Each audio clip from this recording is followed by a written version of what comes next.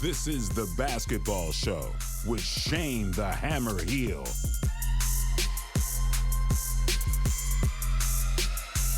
What they gonna say next? Yes, we are back for another season. Cannot wait to get stuck in. Finally. We've got new faces, new segments, and it's all thanks to TCL Mobile, 2K, and Bet with Joel. Great to have them on board this season as well. I'm Joe Healy, the star of the show. I don't know about that. Shane it's Hill. a team effort here. Don't worry about that. But it seems like it's taken forever to get back on the desk. I'm excited. The NBA started. It's been a long off-season, it feels like. Yeah. Plenty happening. How have you been? Busy by the sounds of things. Well, we've been through lockdown here in Sydney, so that wasn't pleasant. But, most of the country's been through that. So we're glad to see the end of it. Definitely. And all positive about the future. So good things happening. Are you Coach Hill or Coach Hammer? Or just Coach? Oh, yeah, I don't know. I really don't know what they call me. It's probably not that. But we have you been running a little bit. probably don't want to know what they call you behind your back. They will be fit. They will be fit. Look forward to seeing them. There'll be plenty of WNBL discussion, along with the NBL, the NBA, and any other basketball issues. You guys will be able to see us across all of the News Corp platforms on KO Freebies and Twitch as well. So no excuse not to tune in to the basketball show.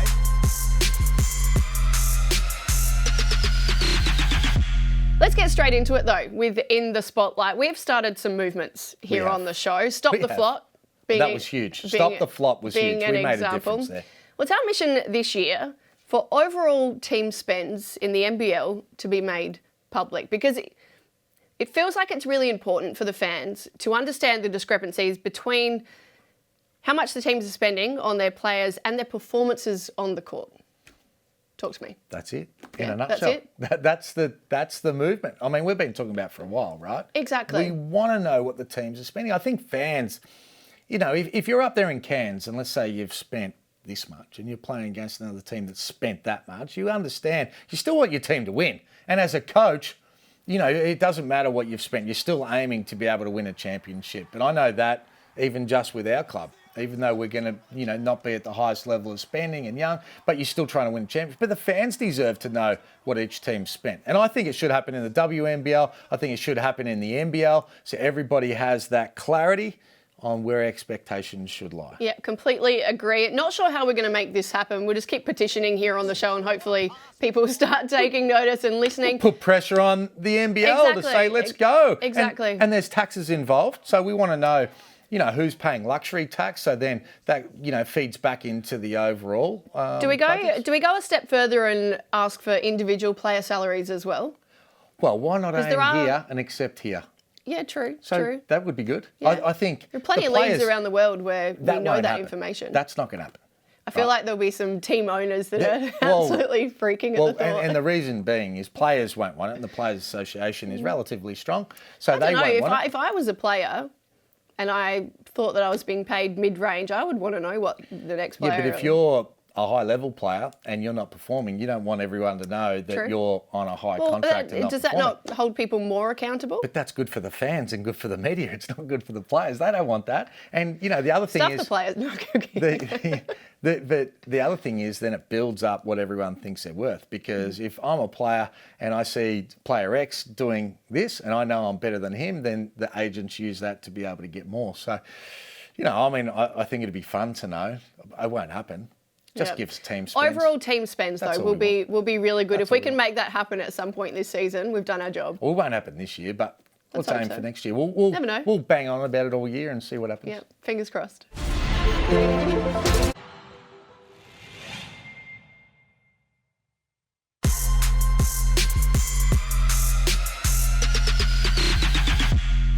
Well, it's time for our starting five, but I feel like I'm being stitched up on this show. What are you doing? What is going on here? These are my Next Wear G glasses from TCL, and I can see a screen like this big in theatre. Seriously? And you know what I can see? I can see Brian Goorjian with his bum bag. Seriously, let's get serious. Who is the captain of the Illawarra Hawks? Who is it? AJ Ogilvy. AJ Ogilvy, he needs to be fined for allowing his coach. Because if I'm Goorjian's captain, like I was when we won a AJ's championship, not saying anything. I'm saying, hey, Gorge, I love you. You're one of the greatest coaches of all time. I'll do anything for you, but get rid of the bumbag. Like, Maybe he's just trying to bring back a trend. That's not a trend at any level. But it's like, what could he possibly have in there? And I'm thinking the only excuse is if he was carrying around that bronze medal. Yeah. Bronze medal, that's it. It's got to be a bronze because medal. You can't trust Gorge with a wad of cash. keys or glasses. Oh, you said he used to lose everything. He loses everything. Gorge, like, you would never give him the car Well, that's keys why he's or got. a That's wallet why he's got the or- bum bag, so he doesn't lose Gorge. it. Come on, Gorge. It's attached please. to his side the entire time. Oh, God, we love him, but gee whiz. They are very cool, by the way. They're great. Very, Have very a cool. crack at those. We'll stay with the Hawks as we go through our starting five. They reportedly shopped around Emmett Nah in the off-season. Nobody took the bait, so he's remained with the club. How do you feel about that? Well, I spoke to our man, Matty Logue, and, he's written a bit about it, but investigated the situation. And apparently the Hawks offered him to other clubs. Gorge was up front and said, you're probably not going to get any clock with us, so you can look elsewhere. No one took up that offer, so he's still there, but don't expect him to be part of the rotation, I would suggest. No, fair enough. Good player. I think Yeah. I think he can play in the NBL. It's just about where he gets that fit. Exactly. And he needs some opportunities. Goes to show the depth of the Hawks this season. The Hawks are going to be tough. as Don't well. worry about that. No, and he's exactly not right. really doesn't really fit the Hawks because defense is what Gorge wants. Up the court, athleticism. He's a little bit smarter and just wants to find the right people. Not a great shooter, but I think he can be a really good player in the NBL. Well, shout out to the league. They've brought in the Coaches Challenge. It's here to stay. How good? Well, and the best thing about it is the coach keeps his challenge every time he's right. So if the referee's wrong, get ready for more challenges because they're just going to keep going. And we love it. And what it means is there's going to be less face time for the referees because they're not going to be running over to, we used to see them all the time, just looking at review. We don't want to see that. We want to see coaches challenge and see who's right and wrong. And they'll have to be strategic too about when they use it. Yes. Yeah, no, I look forward to it, seeing how they use it tactically and the impact that hopefully it has on the league. And this is a good thing about the NBL is they can make it change and just get it done. They did it. They trialled it last year. In which case, let's hope that this overall team spend does happen this year and we do find it. Challenge Larry, Jeremy, come on, make it happen, fellas. Come on, gents. All right, Scott Morrison is coaching the Perth Wildcats. Are we allowed to call him ScoMo? I think Liam Santa Maria called him Como, as in Coach Mo or something like that. Como, was it? I do. I get the Coach Mo. I thought you said Como, as in like not Comb over. I thought you were talking to me. But what an unfortunate name. Let's be honest. Yeah, it is exactly the same, especially after lockdown, coming over here. Yeah. It'd be like me getting a gig in the States and having the name Donald Trump. Seriously, just rolling over and it's like, Donald Trump. That wouldn't be good, would it? But have a look at his get-up. That's the thing that I want to look at. We love the get-up. Is he Is is he subbing in? He looks like he wants to be out there, doesn't he? Is he subbing in? Does he think that he's going to be a player? We know player coaches don't work in the league. I can tell you firsthand. He is so cool. That just doesn't work. I like it. You do not. Stop patronising him. I don't like it. It looks terrible. He's kidding himself. If he's rocking it, it's about the confidence and how you wear it. Do Do you think he's rocking it? Yeah, if he's confident, then yeah. Do you think he's rocking it? I like it. I would love Cut it to out, see. Mate. It's not in Australia. Do what you want in the States, but not out here. I would love to see like a Dean Vickerman like that at training. Imagine Dino coming out in the tights like that. I'd love to see it. Yeah. Drewy, imagine Drewy when he was coaching. Yeah, see how good.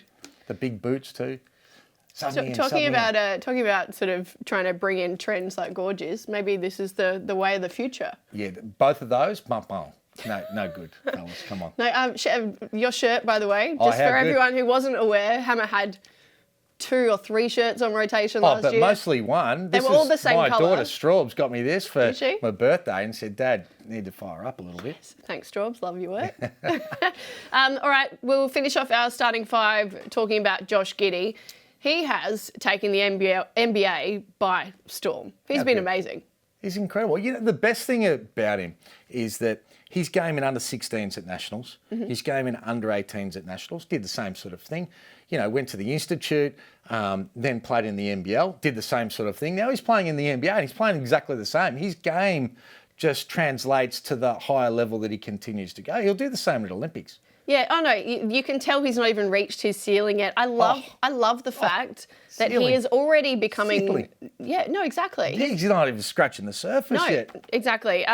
But he's becoming known for his passing. Oh. In his rookie year, it's pretty unbelievable. He's awesome to watch. His vision, and we saw it with LaMelo Ball last year, who was sensational with his passing. You know, Josh is taller again, and his vision over defenses and ability to be able to get in the lane and just find people. But it's the poise that you can't teach. Like, you don't teach that. It's something that he's just had in him. He looks like he's got all the time in the world, and he would be a pleasure to play with. His jump shot's improved as well. Looks really good in that level. So he's just going to continue to get better. We love him. We do. We certainly do. It's been great to see him out there in OKC. Actually, doing okay. Yeah, long season though. It's going to be tough for them. Given where you thought they'd be, the fact that they're even picking up some wins, just good for the confidence. It is. But what ends up happening is that the longer the season goes on with a young team, they'll burn out. They're giving everything they've got. They'll be better prepared. Other teams are just taking their time and getting. So the second half of the year is going to be tougher for Josh and that young team as well. But love everything about him right now. It's character building. Yeah.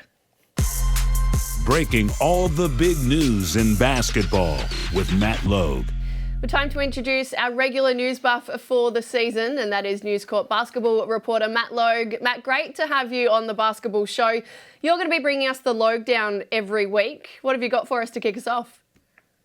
Yeah, well, thanks for having me, guys. I'm pumped for a bumper season in the NBL, and obviously the NBA is underway. And we'll start with a fan favourite, particularly in Boomers circles, Dante Exum. Obviously now he's been a free agent for a while since being waived by the Houston Rockets. And for a good couple of months now, we're like, what's Dante doing post the Olympics? Where's he going to sign? The latest information is that he has been in San Francisco training with the Golden State Warriors, not with the Golden State Warriors, but 5-on-5 scrimmaging with Klay Thompson in a bid to help Klay return from injury. He's had a wretched run with injury in the last couple of years. But Dante has been helping out with a number of other veterans in the NBA at training. And the positive there is that he's in the Golden State shop window. The trade deadline is not until February, Feb 10, in fact. And at least for Dante to be in there around NBA guys, around a franchise like Golden State who are leading the NBA at the moment, I think that's a positive thing. He was interested in returning to the NBL with the Southeast Melbourne Phoenix, where he is a part owner. But in the end, he opted to say, no thanks, guys, not at this time.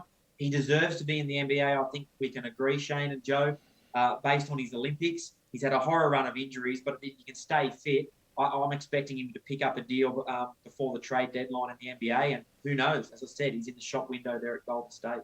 Well, I thought he was going to get picked up for sure. I thought he was fantastic at the Olympic Games, played a huge role in their success and showed that he can play at a world-class intensity without getting injured as well. When he didn't get picked up, I was hoping he was coming back to the NBL to put a full season under his belt, Joe, and but not to be. Maybe it sounds like a good option, so we wish him luck.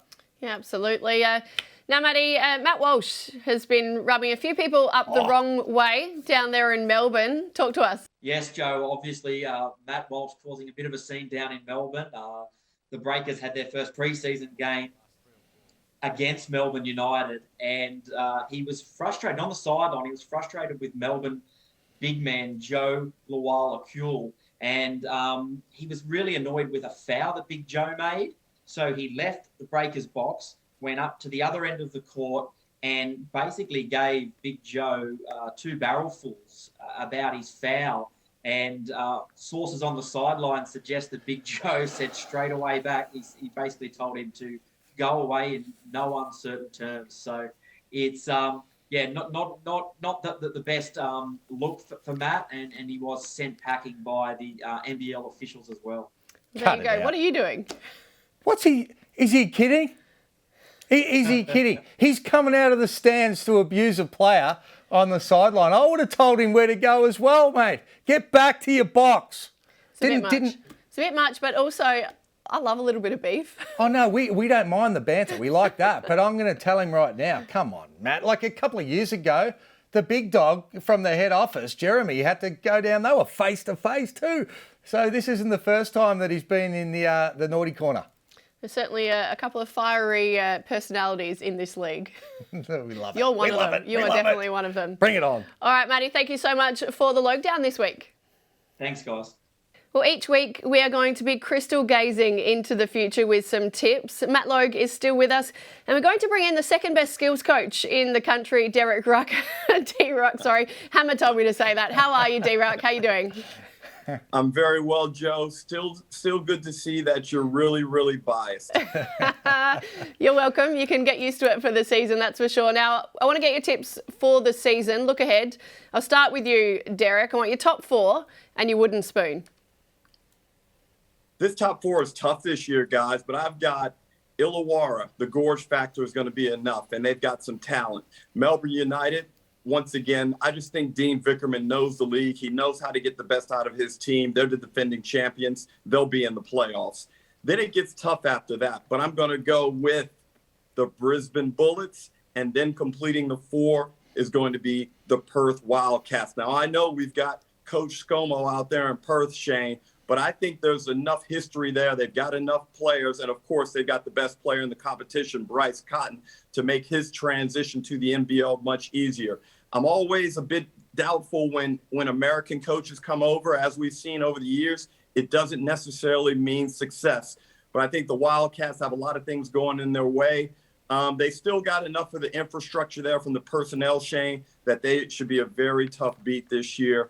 And I see them getting back to the grand final. I'm going to go beyond the 4. And finally, my wooden spoon, I'm going to give it to the Cairns Taipans. I think they'll just edge out Tasmania Jack Jumpers.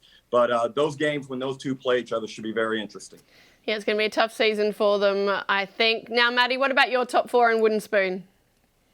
Yeah, I think it'll be the closest season on record, but I'll lead off with Perth. I think while there'll be a new coach, Scott Morrison, it will take time.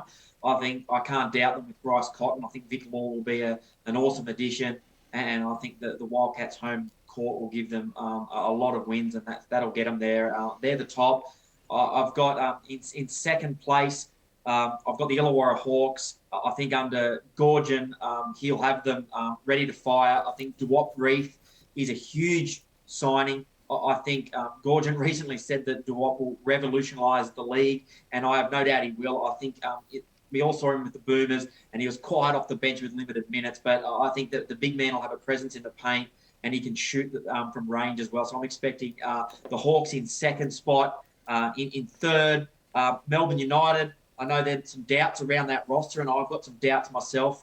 It's aging. I think Matthew Dellavedova won't necessarily be that offensive threat, but what he'll bring us so many other qualities. And I still think Dean Vickerman is arguably the best coach alongside the great Brian Goorjian. And then in fourth place, I've got the Phoenix. I think Big Joe Chi. I think the key for the Phoenix, though, to making it will be their fitness. The injuries in the last couple of years have cruelled them, and I think Mitch Creek and Ryan Brokoff particularly, they need to be fit and firing. And if they are, then I think they'll make the 4. But for me, the winner out of it all will be the Illawarra Hawks. And my spoon, it is hard to go past the Cairns Taipans. I think a lot of people will be saying the Jack Jumpers, given it's their first season. But for me, the Taipans just lack that star power. Machado was disappointing last year. I think we've seen in previous seasons when Cam Oliver was there that was the star power they needed. And I'm just not sure about the likes of Noy stepping up and playing more of a dominant role. And I think they'll be a little bit inconsistent. All right, Matty, they were your predictions. Hammer, have you got Cairns on the bottom as well? Clean sweep for Cairns. They get the spoon. And we've got Elliot Goblet up there telling jokes. Derek Rucker saying that Brisbane are going to make the top 4. Cut it out. And what about the fact that you guys have left the Sydney Kings out? Are you serious? Have you seen the depth? They haven't even played with a full roster yet. I think Chase Buford's going to be a revelation here in the NBL. I think you're downplaying what he's doing, but have no doubt that the Illawarra Hawks are going to probably be the top team in the competition. In my mind, Gorge has proven to be the best coach over a long period of time. And the fact that he only snuck into the playoffs and then they bombed out, he would have been hurting. So he's retooled. There's no doubt Tyler Harvey is a better two-man than a point guard that he was last year. They're going to be deep. They're going to be tough. I think Southeast Melbourne make the top 4 as well. And there's no doubt that the Perth Wildcats, there's going to be home cooking. They'll get enough wins over there to get it done. Vic Law's a great pickup. And they got the best player in the competition in Cotton. And that's my top 4. All right, there you go. I think I've got Cairns on bottom as well. My top 4, Wildcats, Hawks, Phoenix, and I've gone with the Kings as well, so long as they can stay injury-free.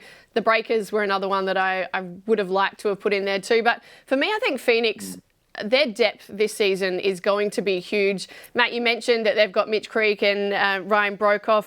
Xavier Mumford has come in. I think he's going to be really impressive. And Joe Chi, he is a weapon. He's not a big, stocky guy, but he is stronger than you think, and he is huge. He's going to get that many offensive boards, and they'll have that many cheap points from him. So, yeah, for me, I think the Phoenix will be pretty hard to stop as well, guys.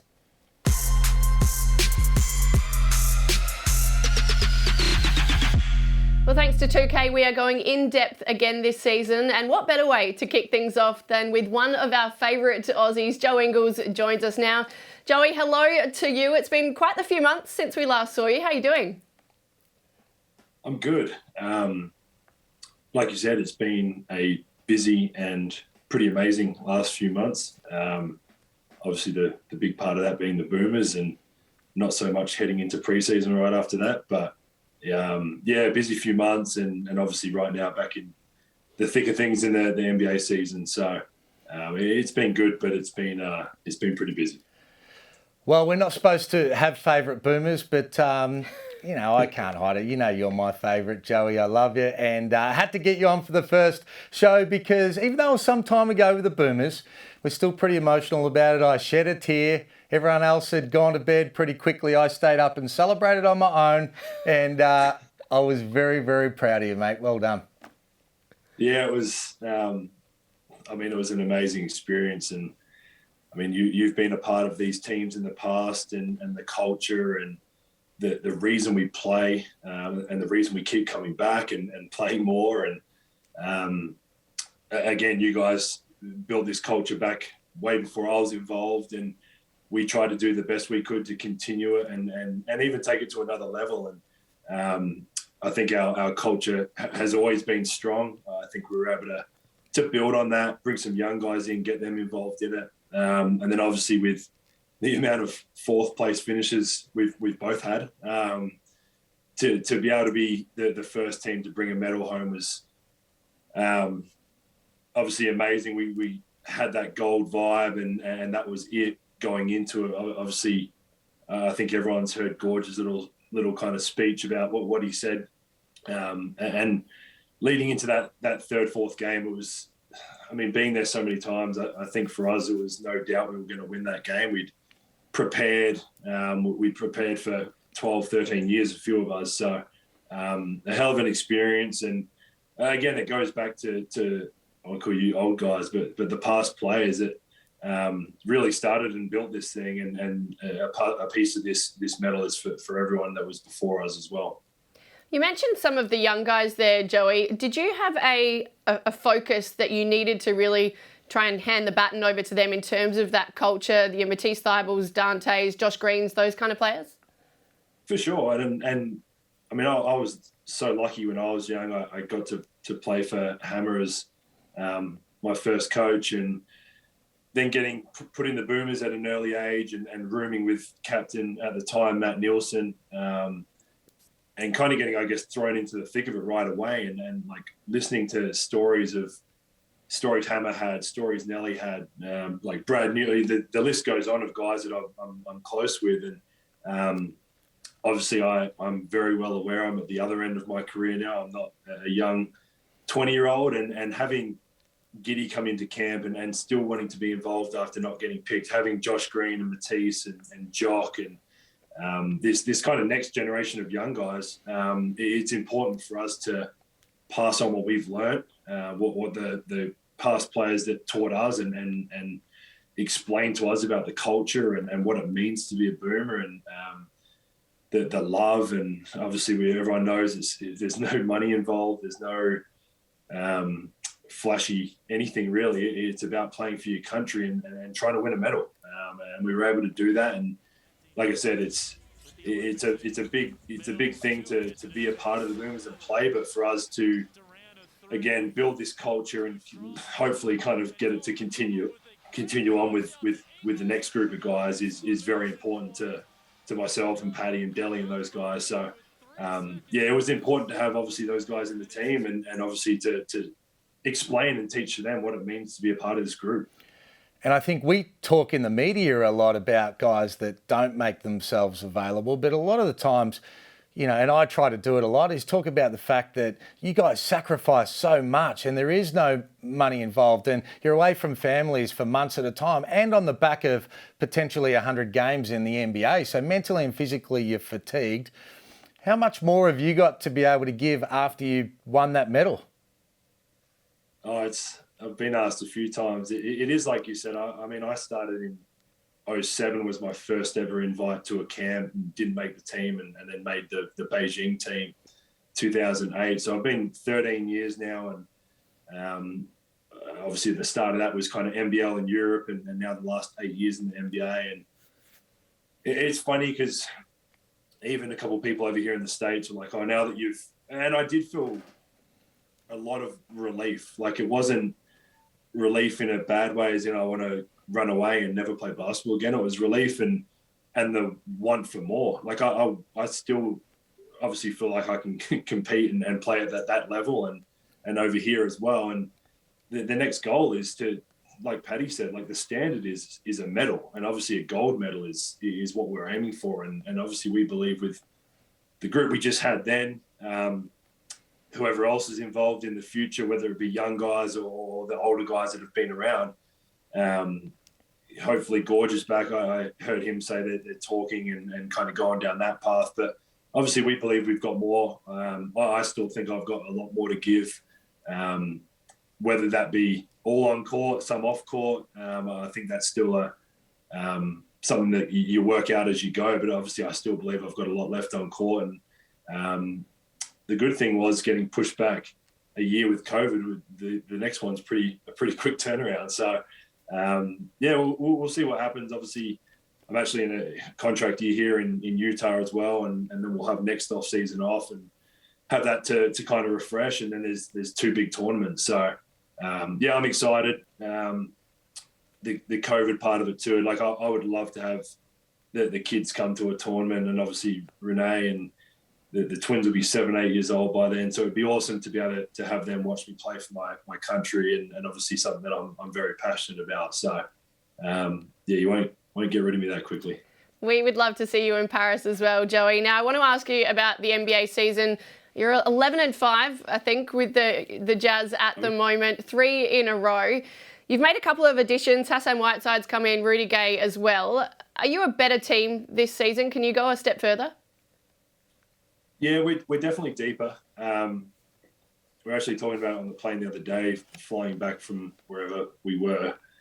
Like it's tough when you are in such a deep team. Like we're 10, 11 deep on any night. And the hard part of it, the good part is obviously you win a lot of games and all that. The hard part is you've got one ball out there and a lot of guys that can affect a game in so many different ways. So, there's games. I said it to the media the other day. Like I think I had 4 shots one game, and they were asking me if I was being passive, and it's like, well, no. We've just got if Donovan's hot or Mike Conley's hot or JC off the bench or something. Like it's just the way it is.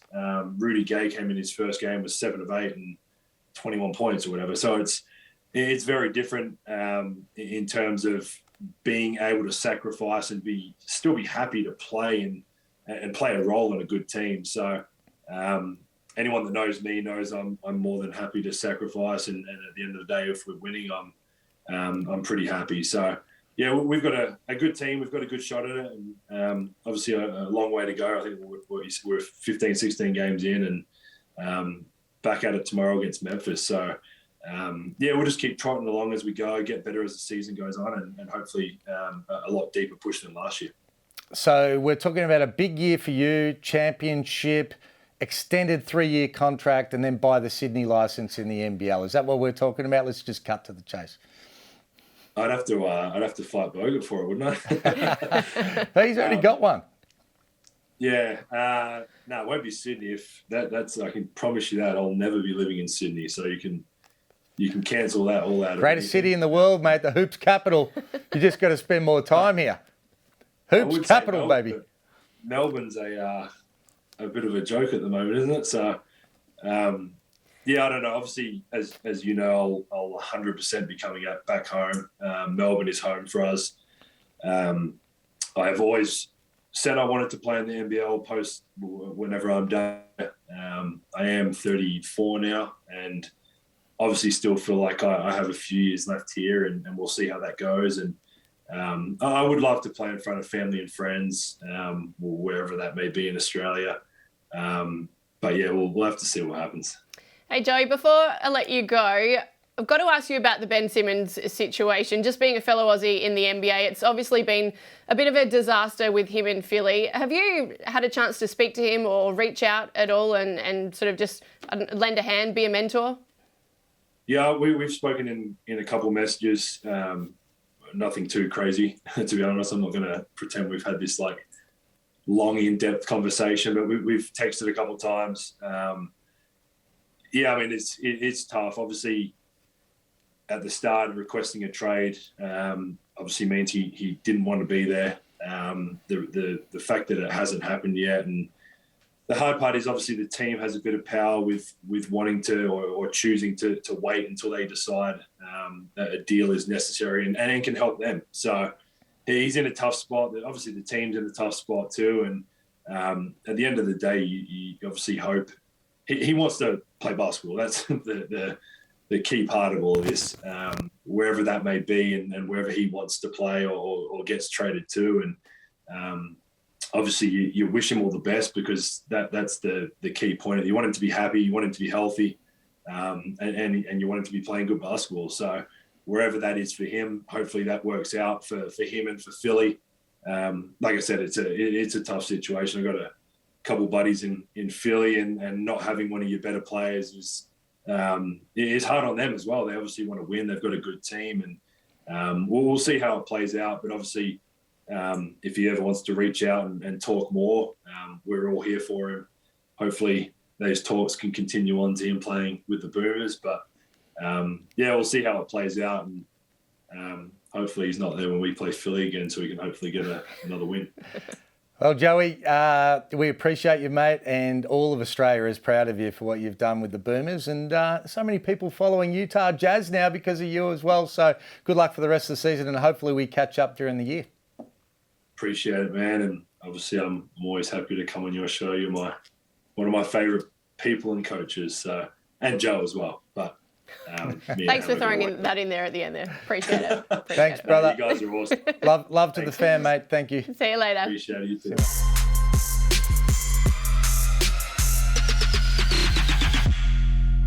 All right, let's keep things moving with points made thanks to Bet with Joel. Now, Derek and Hammer, I want to talk to you guys about the Ben Simmons situation with Philly. It's an absolute mess, but it's turned into a really sad scenario because it's almost overshadowing the fact that Ben is such a good player out there, but this is what he's probably going to be remembered for largely. Derek, what is your take on the situation and where you think he should play? Should he be in Philly? What's your take? Well, I think, Joe, he should get back to Philly and start training with the team, despite the fact that he's probably not ever going to suit up again for the Sixers in a uniform. But here's the thing. Sacramento just fired Luke Walton. There's some disappointment. There's some disarray out there in Sacramento. And the Kings have some players who are ideal for a Simmons trade right now. If you look at how Philly's playing, they're doing a good job without Embiid at times. They've got a good backup now with Andre Drummond to back up Embiid. If they could get a few more pieces, especially a point guard in De'Aaron Fox, and move Simmons to Sacramento, I think they're in a situation, Shane, where they could be a real threat. And I know Daryl Morey may have spoken out of turn by saying we need a player of equal value. Well, Morey, we know that is not going to happen. You got to take what you can get and let everybody move on, Shane. Well, it's sad. It really is. And right now, Philly and Ben deserve each other because they're both to blame.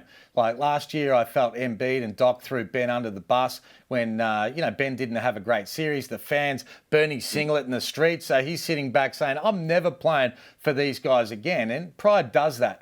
And then they hold out and try and get a much bigger value for the trade than what they could have and what they should have. They just needed to be able to get a deal. And now the 76ers suck. They need Ben. Ben doesn't want to play there, and no one wins. At the end of the day, now Ben just needs to be able to get there, do what he does, start practicing, start saying, I'm going to do this for myself to try and make this happen and get to a better place so he can start showing the sort of player that he really is. We want him to be able to succeed, but it's just a bad situation. I think everybody's pretty... So, Shane, you think he should eat everything and go and play for Philly right now? I think what he should be doing is trying to be the best version of himself. I would hope that he's done the work that we know he needed to do. He needed to get his jump shot right, not to shoot threes, but to shoot free throws and build confidence that he can get back on court and attack the basket and be that dominant player that we know he can be. But I'm not sure that he's done the work, and he's certainly not doing the work in a team environment that he could have been doing through camp and after that now, and trying to build some sort of value back so he can get to a place and show his true worth. Well, let's hope that it's resolved soon so we don't have to talk about it anymore. It's been dragging on for quite a while. Now, we're just under a quarter of the way through the NBA season, Derek. Who is your best in the West? Oh, that's easy. You know that guy that went to Davidson College? He wears a number 30, Shane. You know that guy? He's the second best shooter in Davidson College history from the three-point line, Steph Curry. He is the ideal pro. He is the ultimate superstar, Shane. And I think we talked off camera before comparing him to Kyrie Irving and how attractive Steph is to watch, how great a teammate he is, and how he continually leads his team. People thought the Warriors were down last year. They thought it was a wrap for Steph and that Warriors dynasty. Guess what? They're back. And when they get Clay back, they're going to be really tough. Hey, but you know who else is running hot now? Phoenix. And once again, they're led by a very reliable point guard in Chris Paul. As you know, Shane, the point guard makes such a difference on the team. If he's reliable and talented, it can lift the team above what people think the expectations are. And I agree with everything that you just said. Steph is a freak. And what it makes me think of is KD. KD backed Kyrie Irving and went and played in the Nets. He must be thinking now, what the hell did I do that for? I left Golden State. I left Steph. He has a passion for the game. He wants to work. He's a great teammate. He works without the ball. He's unselfish. Put big points on the board. Sort of guy that you just want to be able to play with. Just positive. And then you look at Kyrie, the complete opposite. But I love Phoenix as well. I love everything they do. They've got the experience of what they did last year. There's no doubt they're going to be better. I love Booker. I love that stubborn mindset of Chris Paul as well. They come along, they've got depth. That's a real battle in the West.